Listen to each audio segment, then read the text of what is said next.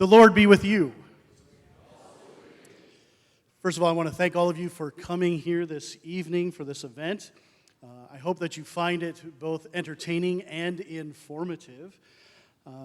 Our agenda for the evening is Mollie Hemingway will present for us about an hour or so. There may or may not be time for questions at the end of that hour. We'll break for supper, and that'll be served in the atrium. You can go out the back here through the narthex or actually through these doors here to get to the atrium. If you're in need of a restroom as well, if you go through these double doors, the restrooms are right there on your left. But then after supper, we'll come back in here and we'll have another hour of question and answer for Mollie. So if you have a question and it didn't get asked in the previous session, just hold on to that. We'll get to that in our second hour after supper this evening. This event here is sponsored by the Young Adult Service Area of the South Dakota District.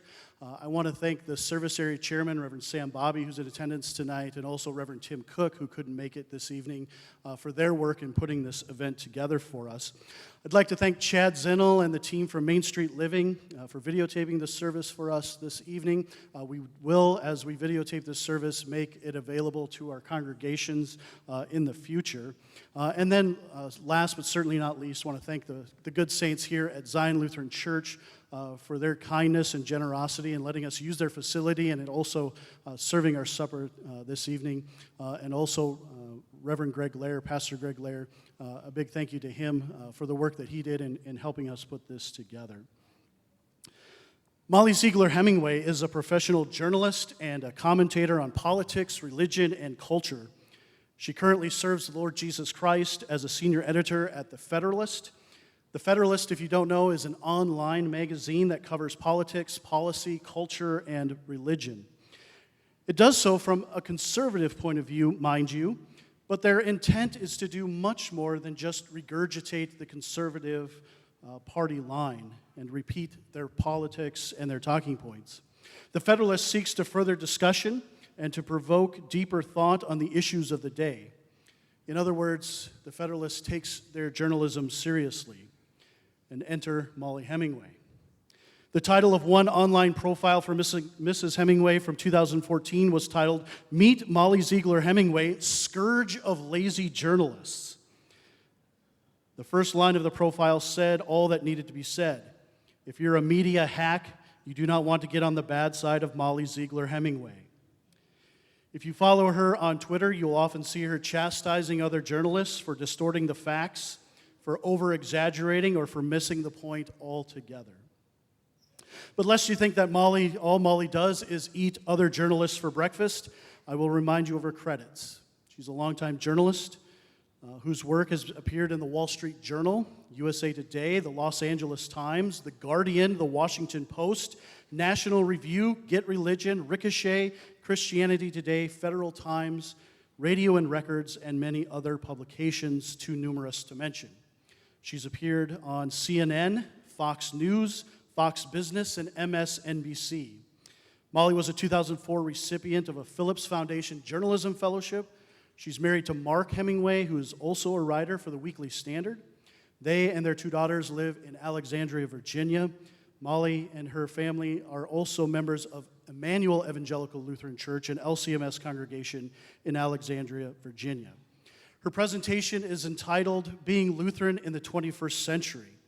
Mollie will discuss the challenges of being a Lutheran Christian in today's political and cultural environment. And so without further ado, it's my pleasure to introduce to you Mollie Ziegler Hemingway. Thank you. Thank you very much. It's great to be here with you. Let me get this going. I had written that my presentation was called "Being Lutheran When the World Hates You," which I think, is basically the same thing as being Lutheran in the 21st century.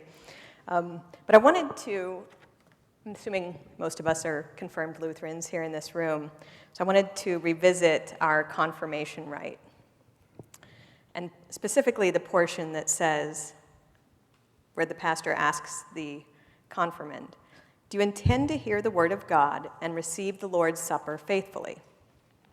"I do, by the grace of God." Do you intend to live according to the word of God and in faith, word, and deed, to remain true to God, Father, Son, and Holy Spirit, even to death? I do, by the grace of God.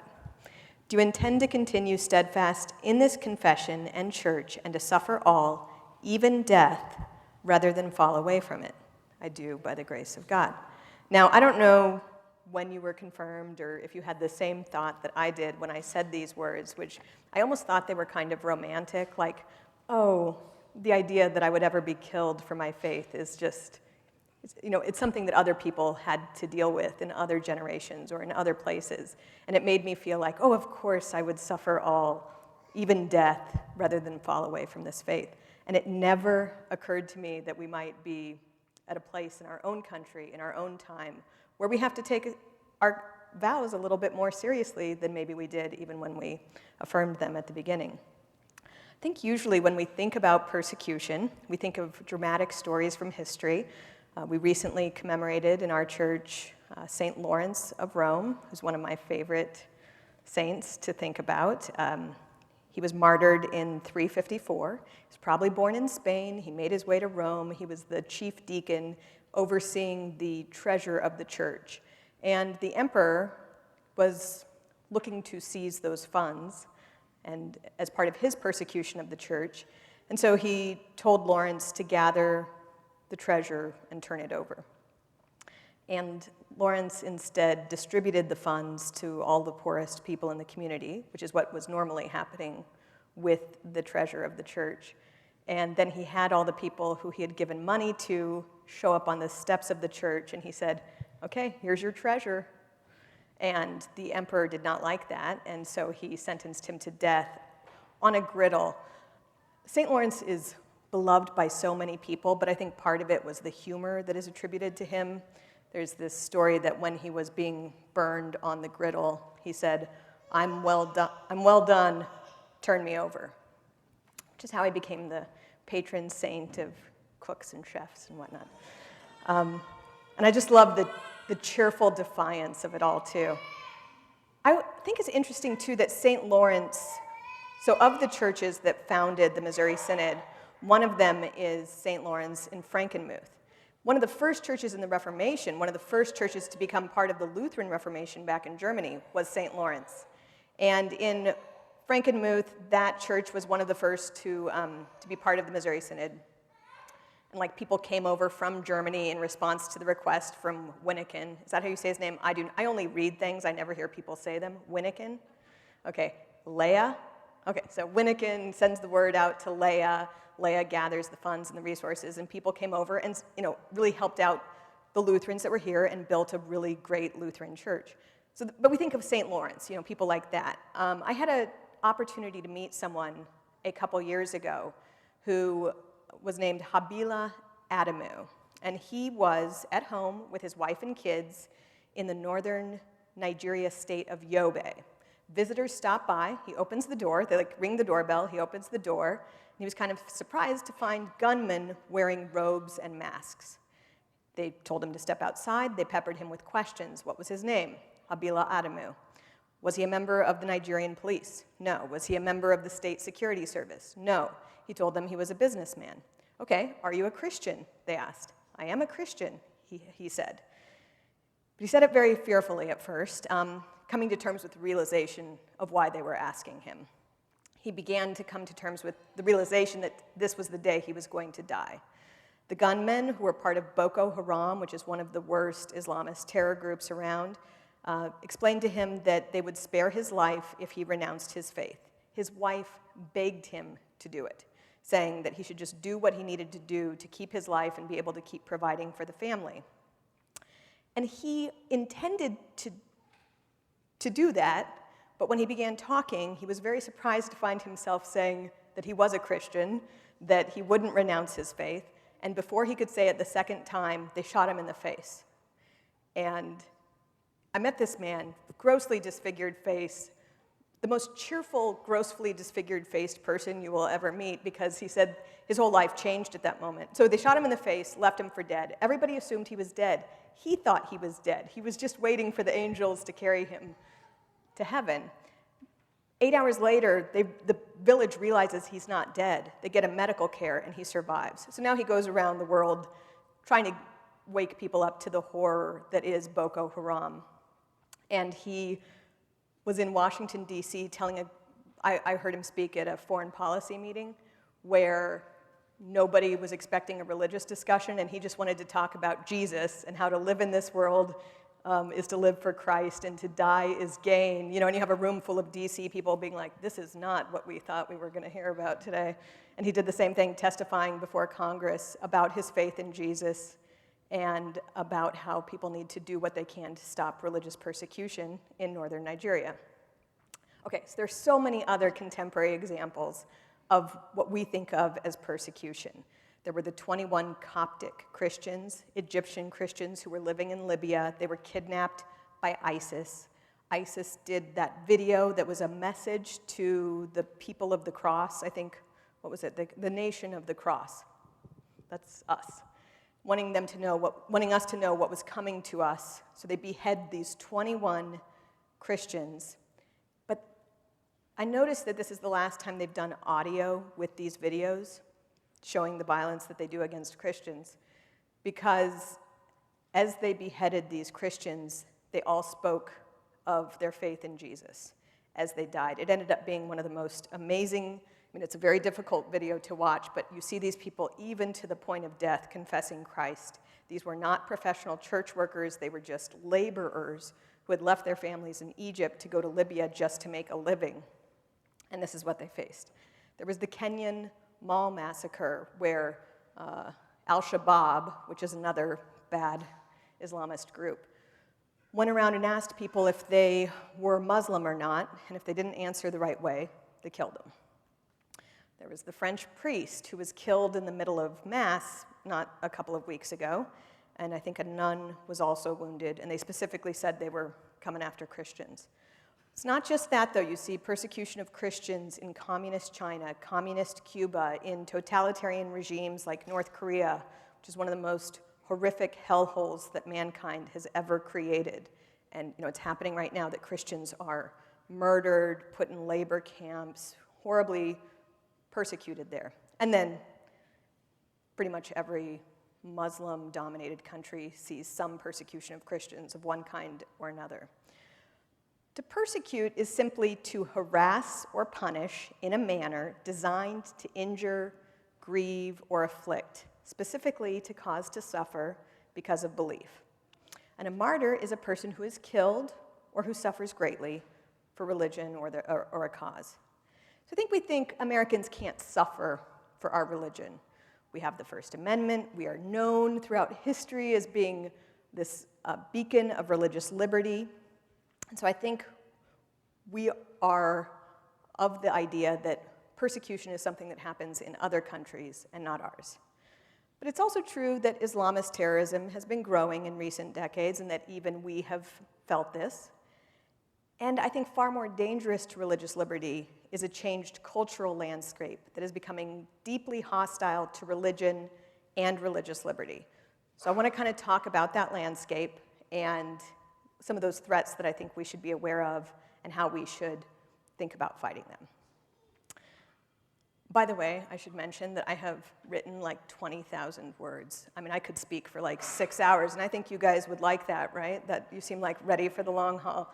So I'll try and go through this quickly, and also I think it'd be much better if we could do it in a question and answer type, so I can find out a little bit about what you want to talk about.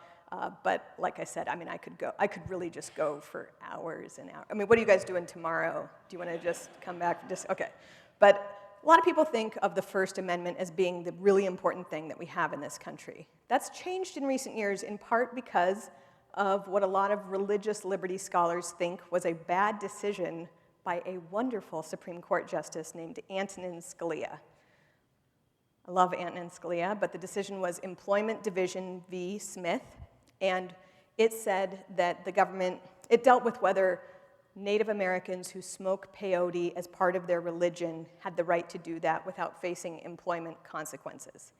And Scalia wrote the opinion in a way that really favored the government. And the response to that was pretty much uniformly was uniform opposition from people all across the religious and political divide.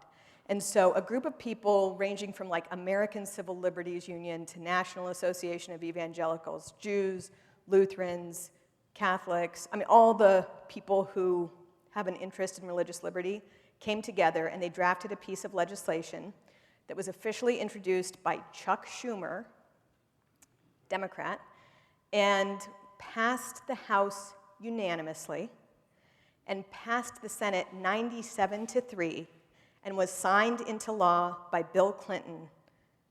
That's how, I mean, this is how popular and bipartisan this legislation was. It's called the Religious Freedom Restoration Act.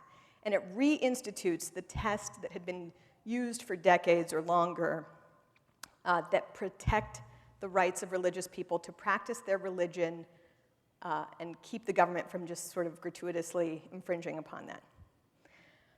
So, that was 1993?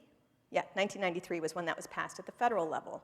I think people thought that it would apply at the state level too, but there was a court decision saying no, so states started passing their own Religious Freedom Restoration Acts, and there are dozens of states that have these passed. So a couple years ago, Arizona, which already had a Religious Freedom Restoration Act, tried to modify that bill just a little bit. So the way the courts have understood that legislation, they allow you to use a Religious Freedom Restoration Act defense if you're a business or an individual, if you're a corporation or an individual. So like if you're a church that's not an individual, but a group of individuals, you can still use a Religious Freedom Restoration Act.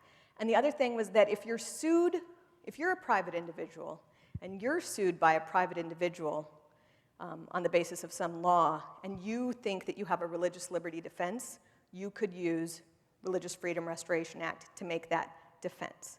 So already the courts generally interpret the law that way, but this would have put it into the law. And I don't know if you remember this, I think it was 2014, but people lost their minds. I mean, they just flipped out. You had the corporations threatening to boycott Arizona. You had the NFL, I think it was, saying there would be some kind of repercussion. You had the media saying that this legislation, this Religious Freedom Restoration Act, written by Chuck Schumer and the ACLU, signed into law by Bill Clinton, was somehow this super secret anti-gay legislation. And they kept on referring to the bill as anti-gay.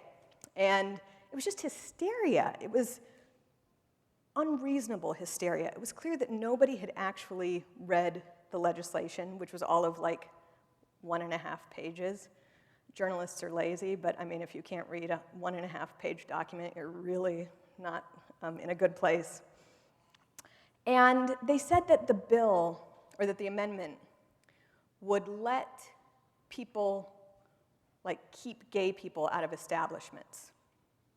It's not what a Religious Freedom Restoration Act does. It just allows you to make a defense if the government comes after you. You can say, I did what I did for religious reasons. Nowhere in the history of Religious Freedom Restoration Acts has anyone used that defense as a reason to deny service to a class of people. But of course, it is true that as sexual liberty is expanding, people are finding religious liberty threatened. Individuals who are involved in businesses where they might find themselves in conflict with the new sexual mores that are being pushed down everybody's throat. Okay, sorry. I could really go on and on about how much I dislike the way that the media treated this. I also just want to say that this bill ended up being vetoed by the governor of Arizona. Her name is Jan Brewer, LCMS Lutheran. Not a good mark, I would say. And of course, this sort of set forth a pattern of how people are fighting religious liberty legislation in different states. You might remember what happened in Indiana last year. So once again, they were doing exactly the same thing that Arizona was doing. They were revising their religious freedom legislation to just fix these two issues. Mike Pence, who you might know now, is supposed to be this great conservative who really cares about religious liberty. He didn't just veto the legislation, he worked to fix it in such a way that now you can't actually use a religious defense on any issue related to sexual liberty. So somehow the people in Indiana came out of a religious liberty battle fight where they were going to have a greater strengthening of their freedoms, their rights, and they lost rights. And they lost rights in a really important area that all of us are starting to have conflicts in. Not good. There's another state that did the same thing, and I just want to mention it because I think it's a good tip in case any of you are involved in these types of fights as well, which is that Arkansas tried to do the same thing at the same time. People flipped out. All the pressure was happening on the governor. That governor, Asa Hutchinson, is not known for being this conservative stalwart. He did a really tricky thing, which is instead of vetoing the legislation, they didn't have a religious freedom bill in their state at that point. He said, oh, we'll just pass the Bill Clinton one, which is the same one as the other ones, basically. I mean, the courts already interpret it that way. It's a brilliant move. We'll just pass the Bill Clinton one. And everybody in Arkansas was like, oh, Bill Clinton, okay, we'll bring that on. So it was a great, really smooth, smart move by Asa Hutchinson. Anyway. The thing that was most disconcerting about that debate, though, was not just the corporations. Actually, there's so much that's disconcerting about the debate, and we should be thinking about all of it. The way that corporations can bully elected officials and the people. I mean, really elite corporations, the billionaires, it's kind of like out of a Bond movie, you know, like the villains or the people who own the corporations or whatnot. They can control what happens in a self-governed state. There's the way that the media mischaracterize what religious freedom legislation is all about. What I'm really worried about is how people seem to have gotten kind of stupid about what religious liberty is about. So when religious liberty is always going to be used to protect people with marginal beliefs. Quite unfortunately for us, that means us now. But you take an example of, you know, like there's Barronelle Stutzman. Have you heard of Barronelle Stutzman? She's the florist in Washington State. She served a customer who was gay for 9 years every week. She was really good friends with him. So Washington State passes like a civil union or gay marriage law, and he comes into her and says, I'm getting married to my male partner. Will you do the flowers? And she said, she actually knew he was coming in, so she'd had some time to pray about it and think about it. So when he came in, she said, I love you, but I can't do this. It would violate my religious conscience. So they talk, they hug. She gives him some recommendations of other places she thinks he could go. He walks out. She thinks everything's fine. He puts a note on Facebook. Shortly thereafter, the state of Washington and the ACLU sue her. And they sue her personally and her business. And, you know, but the way that this is characterized in the media is, oh, she won't serve gay people. And people say, well, there's nothing wrong with serving gay people. There's nothing wrong in my religion with serving gay people. Hans Feeney, who's a pastor who actually writes for me, had a great line where he said, what I've learned from the internet in the last couple days is that if something isn't against your religion, apparently it's not against mine either. Like, the way people think about it is so silly. Oh, well, it's not against my religion to bake a cake for a gay wedding, so there should be no laws protecting people if it is against their religion. I mean, that just doesn't make any sense. That's not what religious liberty is about. The whole point is that it is extended to people who, at least from someone's perspective, they have the wrong ideas about religion. If everyone agreed, there would be no need for religious liberty. There would be no need to protect it. So yes, religious liberty, radical concept. It has been for this entire country's founding, and our media, I don't think, are capable of actually having a smart conversation about it. Okay. Oh, real quick, I want to make this point. Do you know if South Dakota has a Religious Freedom Restoration Act? You guys should get one, or maybe now's not a good time while people will threaten to boycott your state. But Religious Freedom Restoration Acts have been used by all sorts of different religious minorities, from like the most recent person to win a Religious Freedom Restoration Act case, I think, is a Native American chief who's in a tribe that's recognized by the state of Texas but is not recognized by the federal government. So when they used sacred eagle feathers, they violated a federal law. but they weren't recognized by the federal government, even though they're a legit tribe. So, they were able to use this as a defense when the federal government came after them. They could say, we have legitimate religious views.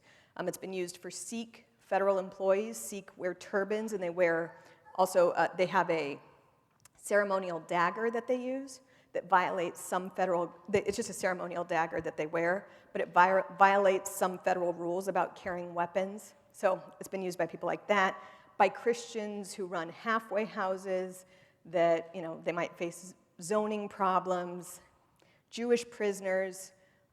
Lutherans, I think, have also used it to enable Lutheran prisoners to receive communion in prison, because usually that violates the law against having wine in a prison. So, it's all sorts of different people who have views. It's a really useful piece of legislation, and I couldn't be more upset with how the media don't take the time to learn what it is, why it's important, how it relates to a free society, how religious liberty undergirds everything.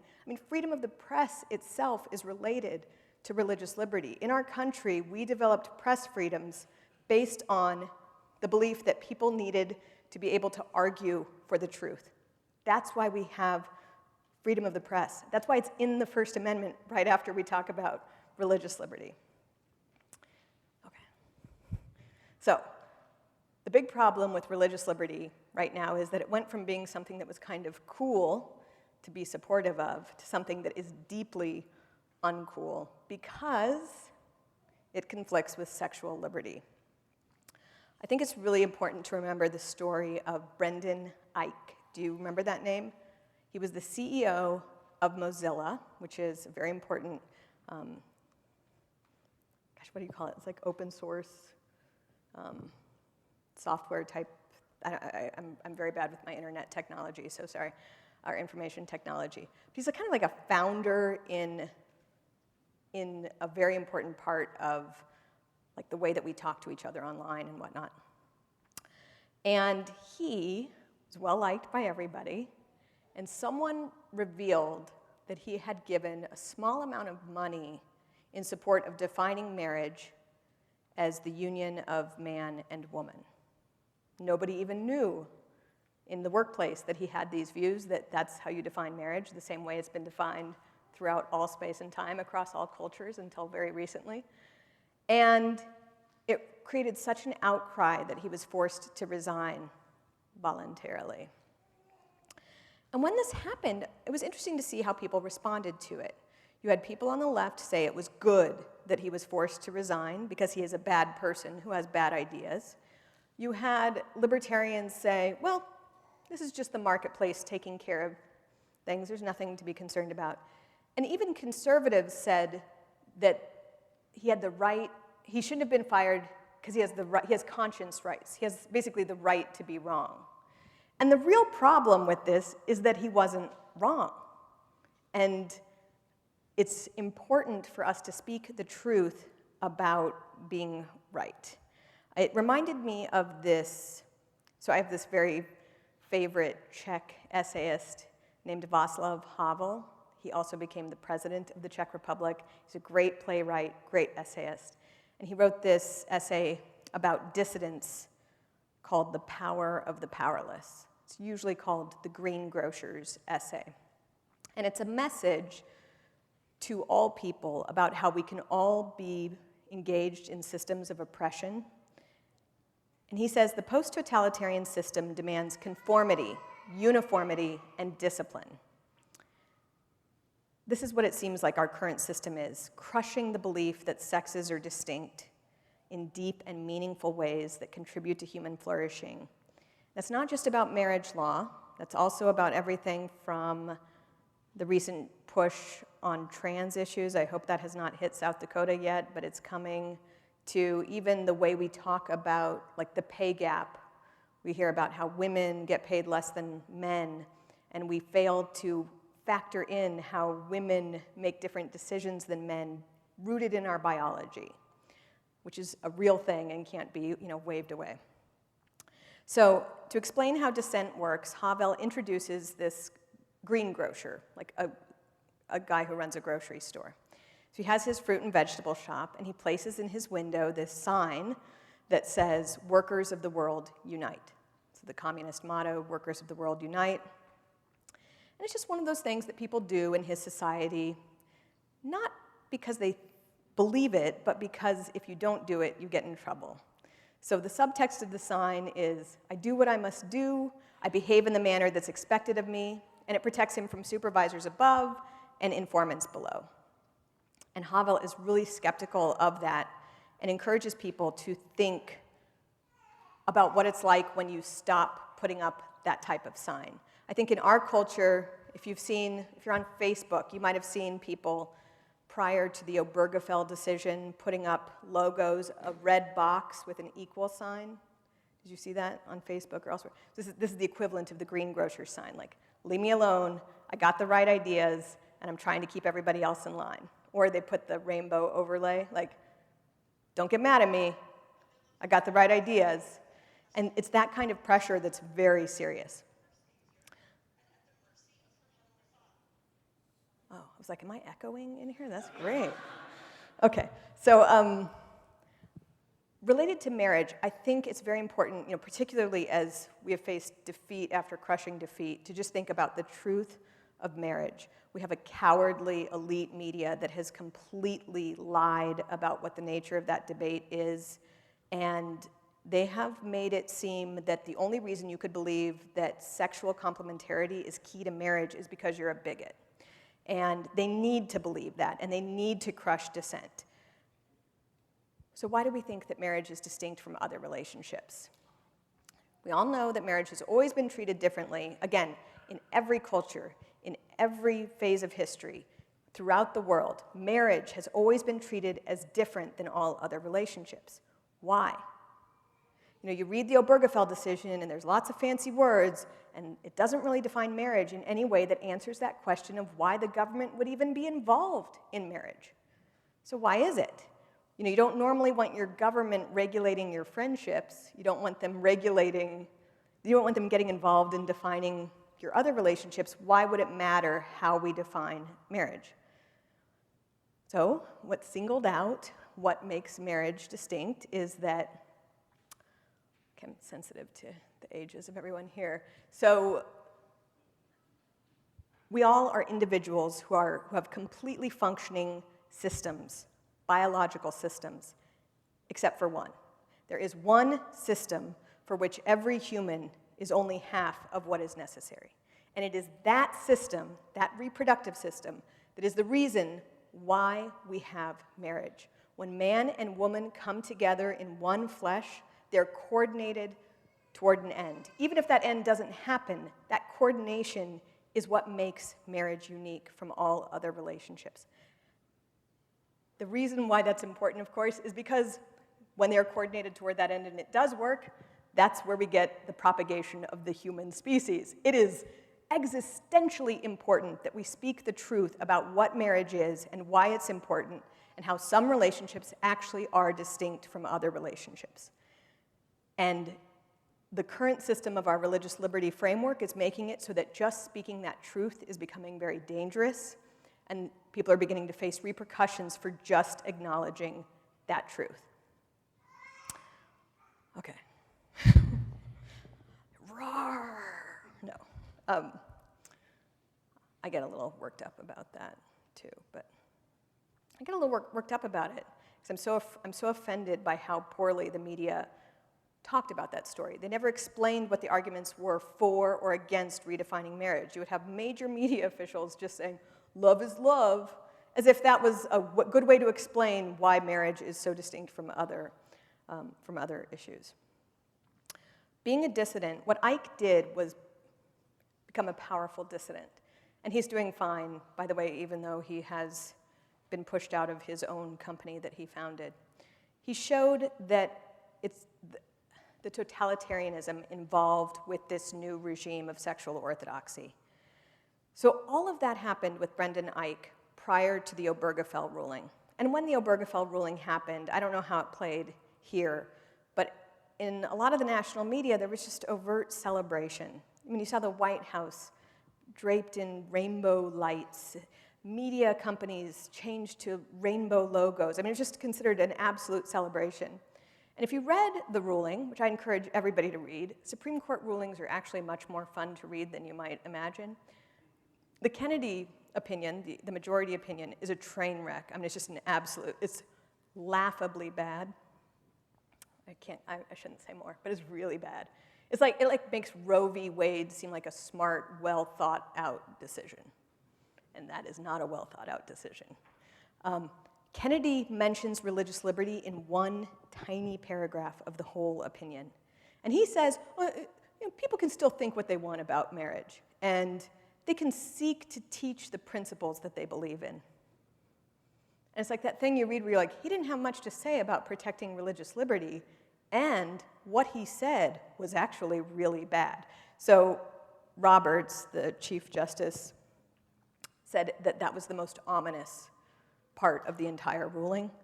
He noted that the freedom to exercise religion is, unlike what Obergefell decided, actually in the Constitution, spelled out that people of faith should take no comfort in the treatment that they receive in that majority decision. He said it was gratuitous. These apparent assaults on the character of fair-minded people will have an effect in society and in court. They're entirely gratuitous. Justice Thomas, who is not known for writing a lot, he just let it fly. He said, this threatens the religious liberty of our nation on which we're founded. He says it appears all but inevitable that the two, sexual liberty and religious liberty, will come into conflict, particularly as individuals and churches are confronted with the demands to participate in and endorse civil marriage between same-sex couples. He said the weak gesture to religious liberty wasn't just weak, but misunderstood what religious liberty is about, not teaching principles, but freedom of action in matters of religion generally. He said it was potentially ruinous for religious liberty. And Alito also said, this was kind of chilling too, he said, I assume that those who cling to old beliefs will be able to whisper their thoughts in the recesses of their homes. But if they repeat those views in public, they will risk being labeled as bigots and treated as such by governments, employers, and schools. Within a few hours after the Obergefell decision was handed down, media outlets published op-eds in support of polygamy, against religious freedom laws, and against tax exemption for churches. And that battle continues. I have much more to say, but I'm thinking maybe we should stop here and see if you have questions about this portion. If you don't have questions, I'm just going to, no. Do you have questions about this? And we have a microphone. I know I really ended on a chipper, upbeat. I'm sure you're all really feeling happy. There's a little bit more upside in the next section, but. We're speaking about the Religious Freedom Restoration Act and how the media generally did not have a deep understanding of that. As you were talking about that, I'm wondering, is there any kind of checks and balances on the media where there's some kind of continuing education or some type of balance so that they can see what the original intent of the legislation was? Or is it just open to do whatever they want to do? It's a really good question about how to handle the media ignorance of this topic and how to deal with how little they understand and accurately describe the topic. I don't actually think that, I've kind of gone all over the place with this because I've been in newsrooms with people. I know that not everybody who reports on these stories is actually hostile. At the same time, there are just really large problems with media coverage.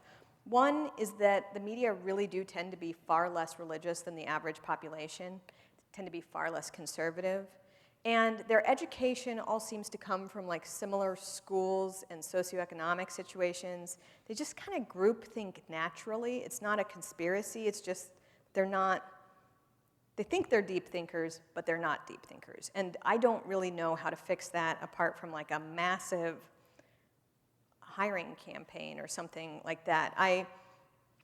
This is a slightly different topic, but I think one of the ways I got my reputation as being a little bit harsh on the media went back to the Kermit Gosnell story.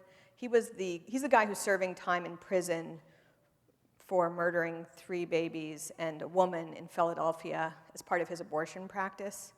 And this was a really, what should normally be really interesting story for the media. He, let's see, what are all the angles you could think of? There's the abortion policy issue. I mean, some of the babies he was delivering before he killed them, some of them were partially born, I mean, there's all sorts of abortion policy issues. He was racist. He gave less care to women of color than white women. He gave less care to immigrant women than American women.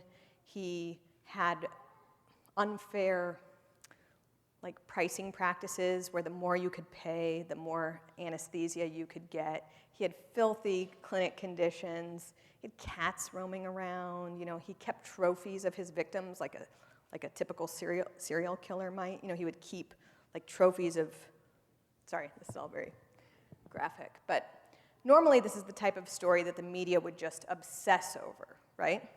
They did not cover it at all. And I got really upset about it and started just asking people why they weren't covering it. My favorite example of that is definitely the Washington Post reporter. I pointed out how many dozens of stories she'd written about the Komen Foundation trying to stop funding Planned Parenthood, about Sandra Fluck, who is this big abortion rights activist, and about Todd Aiken, who was a Missouri Senate candidate who said some inappropriate things about rape. She'd done 87 stories on those, 0 on Gosnell. And she said, I didn't cover that because I'm a health policy reporter. I don't cover local crime. Oh. So a bunch of people started pointing out all the other local crime stories that do manage to get a lot of media attention. You could think more recently of Ferguson, Missouri, or the shooting in Baton Rouge, what's happening in Milwaukee. But at that time, a good example was Trayvon Martin, the young black kid who was killed by a neighbor. That was a huge story, and it was totally local crime. But it had implications for larger issues. It was a totally hypocritical response. But I bring all this up because the editor of the Washington Post, they wrote a story about why they hadn't covered the story, because it became kind of a big deal. And the editor said, oh, it's no conspiracy. I just didn't know about it. I was like, are you kidding me? That's even worse than I imagined. How could you not know this story that was so huge for millions of pro-lifers for years, and no one in your newsroom even knew about it or brought it to your attention, and your news sources were so limited that you didn't know about it? I mean, it's a really bad situation when you're dealing with that level of ignorance. So when it comes to issues surrounding sexual liberty and how they conflict with religious liberty, there's just an ignorance that is very difficult to overcome. But there's also a hostility. I think that people have basically, a lot of media types have come to see sexual liberty as their religion, and they have religious-like fervency in their advocacy for that topic, and they are willfully not opening their minds to other ways of looking at things. And I think that the things to do are, one, it's really good if people who have different ways of looking at things get involved in the media. We have a really bad problem with everyone in the media having the same approach, and that's not fun to be the only person with a different view, but get used to it. I also think that we should always write nice letters to people when they cover things poorly and just gently explain to them where they got things wrong. It actually does go pretty far, and to be nice about it is a really important part of that. And finally, if your source of news is actively trying to destroy what you believe in, you should probably stop following or subscribing or helping them survive.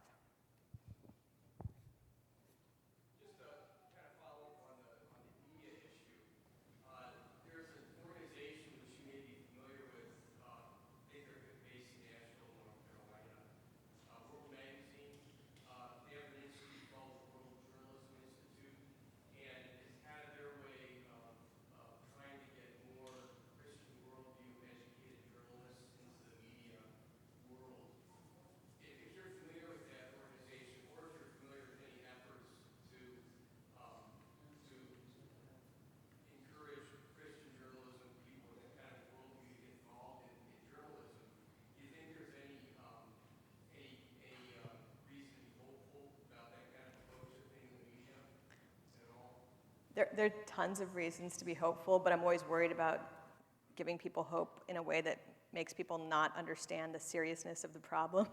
So if we can balance those two things, there's a lot of good stuff that's happening, but don't delude yourself into thinking that this beast that's being fought is growing every day and getting more powerful, because that's also true.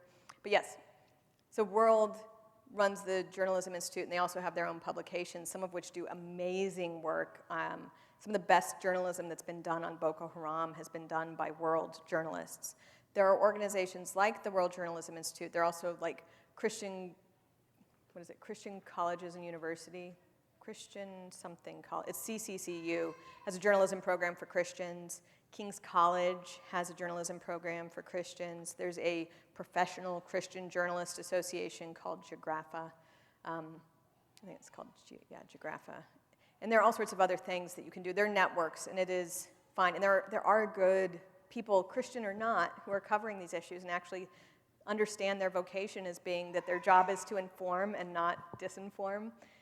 It's just that the numbers of people who don't share those views are also increasing, and I think the incentives are aligned against doing good journalism, because as the population continues to not be educated well and not learn how to think critically, they embrace really weak forms of journalism, and then that just kind of perpetuates the problem where people are, like I was thinking about this with, right, this is a very of-the-moment type thing to mention, but there's a big story involving whether the US paid a ransom to Iran in exchange for hostages, and whether people weren't being truthful about that.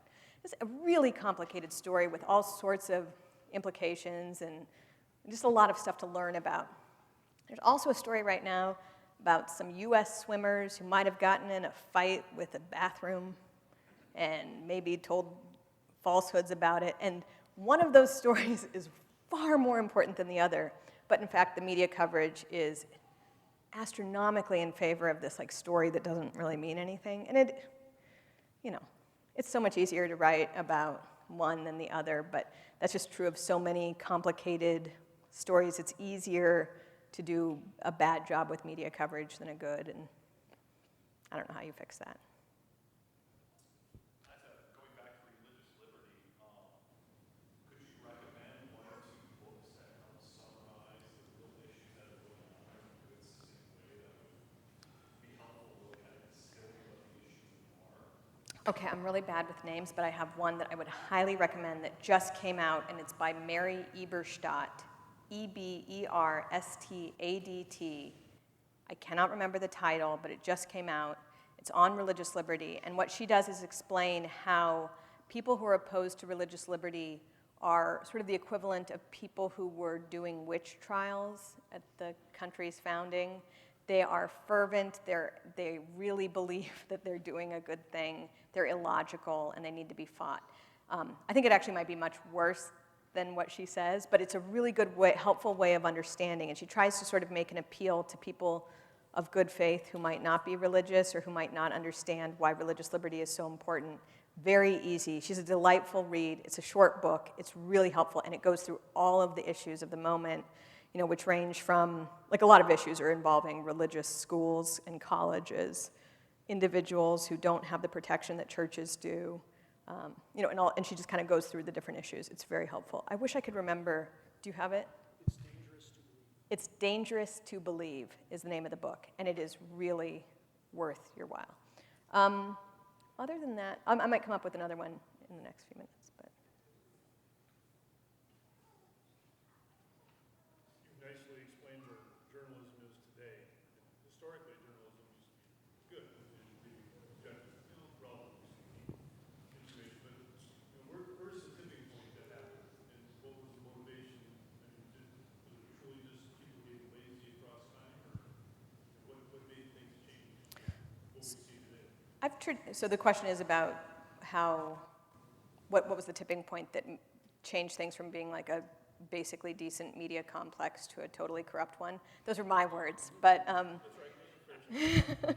but I think first off, it's worth remembering that the period of supposedly objective journalism was a fairly short period, and that in our country's history, people used to just be openly partisan. I think we're returning to an openly partisan media, and that has benefits and detractions. There are things that are good about that when people are honest. Like during this reign of supposedly objective media, they were actually really just as liberal. Probably. You just didn't have the alternative viewpoint to help see how biased they were. And then I think what made things get just histrionic is the sexual revolution, where I do agree that this is basically a religious cause for people, and they see the enemies, us, as being heretics who need to be stamped out. There's just a fervency in the coverage where they can justify not covering things fairly. Moving from nightly news to 24-hour news has not been good because you have to fill every waking minute with something, and that just kind of decreases the quality of what's happening.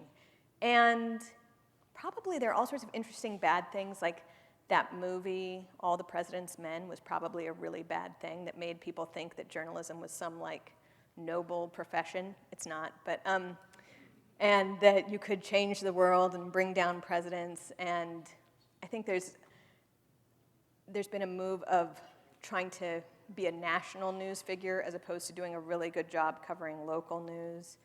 And that's, so there are all sorts of trends that have aligned poorly. There's actually a really good book by a liberal journalist named Matt Bai that traces the downfall of political journalism to the covering the campaign of Gary Hart.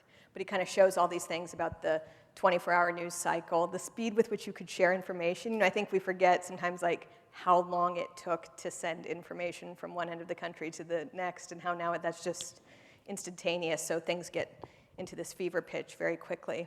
But yeah, I'm kind of curious to see what's going to happen. I think this election has really caused a lot of media people to just stop even pretending. Like they've always been bad at covering conservatives, and then because of their personal feelings about the Republican candidate, they're just not even trying. So there's a clarity in that where you see that something's going to change, something's got to give, something is really disruptive about this moment that we're in, and I think you might see some new forms of media or new movements to really try and make sure that we're better informed as a people. We'll see. Oh, I see that you have a Cubs shirt on. Yeah.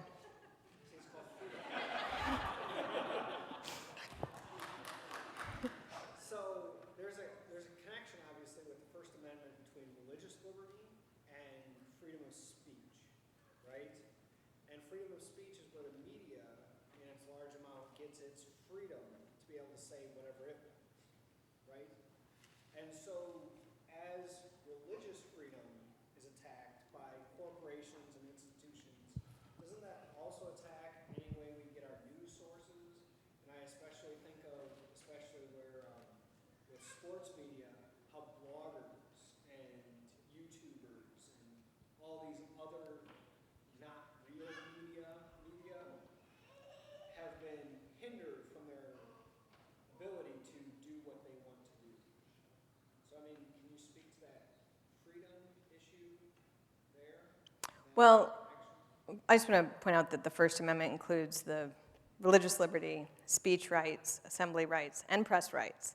I mean, they're all explicitly spelled out in the First Amendment, and they are all related, and they spring from religious liberty. There were a lot of exciting things that happened in terms of how we understood religious liberty, which has changed over time. But the idea that we can speak to and advocate the truth, and the truth being religious truth is really where that came from. It is from that press freedom springs. So when the press attacks religious liberty, I always wonder if they realize what they're doing, or even if they care. I kind of think that even if they know that they're destroying the Freedom Project, they kind of don't care, and I'm not sure exactly why that is. But freedom of the press belongs to those who own one, and now everyone owns a press in the palm of their hands. It's really exciting. I think it's really cool. It also has serious downsides in terms of how it helps contribute to the mob mentality that is actively working against our freedoms. I want to mention, since we talked about the Arizona RFRA, the Indiana RFRA, and the Arkansas RFRA, that there have been some outliers in this which I think are worth pointing out. Well, first off, what I want to say is never give in to a bully. I feel like this is the most basic lesson that people learn on the playground when they're young, is that when you give in to a bully, it doesn't actually help anyone. It doesn't help the bully. It doesn't help you. It's just a bad idea all around, and it's really embarrassing and shameful that a bunch of Americans would be so easily bullied under pressure. But North Carolina had a situation where a municipality was making it illegal to have bathrooms distinguished by sexual distinction. Yeah, so the state came in and said, as far as public facilities go, we protect the privacy of men and women. Private people can do whatever they want. It's actually really reasonable, totally like balanced type thing. And everybody flipped out. Boycotts were called. I was actually talking with Reverend Olson about my favorite version of the boycott, which is that the state of New York said that nobody who works for the state of New York could travel to North Carolina on business. Like, how many people are traveling on business from the state of New York to, like, for the state of New York business? It's like one of those things that sounds really scary, and then you're like, oh, wait, we haven't had a state of New York visit in 48 years. Like, who cares? But they did all the threats. The NBA pulled the All-Star game or something. All the corporations freaked out. All the aging rock stars said, my concert isn't selling so well. We're not gonna perform there, that type of stuff. And the people of North Carolina were like, oh, are you gonna have a freak out? Why don't you freak out? Like, you seem to need to do that, so go ahead and do that, and we're not gonna be, like, bullied by you. And it was so cool to see. They actually sued the federal government when the federal government got involved. I mean, they just have been like, come at us, we'll take you on. And that is how you deal with a bully. Now, it doesn't mean that you don't work to have compromises in legislation that meet everybody's needs and whatnot, but don't allow yourself to be pushed around by a bully. That had nothing to do with your question. I'm really sorry, but that, just realized, like, wait, what does that have to do with sports bloggers? I don't know.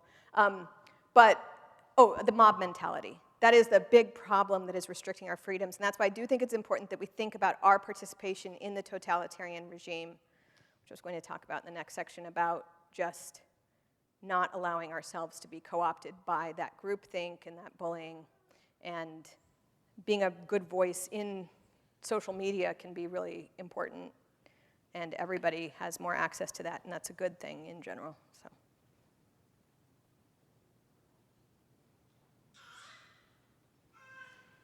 We are at the 6 o'clock hour, and so we will break for supper here. At this point, I'd like to invite Pastor Greg Lair, pastor of Zion Lutheran Church, to come forward and lead us in our dinner prayer. Not yet. This is a kind of a buffet kind of a thing, so we'll go out the door right here, and then you'll go right to the counter over here in the atrium and just continuous line, and then you'll be served up food, and then go find a place to seat, and then we'll reconvene in about an hour, and we'll let you know when we do that, and then we'll come back in here for the final presentation. So we'll pray. Gracious God, we thank you for life and breath itself, all the wonderful gifts you give us, intellect like Mollie's, to be a light in a dark world, to stand firm, to speak the truth in love. Lord, move us all to be like her, to stand up even to the small foes that come in our paths as she stands up in a national media. Give us that strength. Make us lights. Make us tender without surrender in all of the issues that confront us in this world. But most of all, let us be a light of your love, the love that led you to give your Son on a cross and to come to life again for our eternal life. We thank you for those gifts, that bounty of the earth that we are about to consume, to strengthen us, to love you and to love each other more. So we pray together. Come, Lord Jesus, be our guest, and let these gifts to us be blessed. Amen.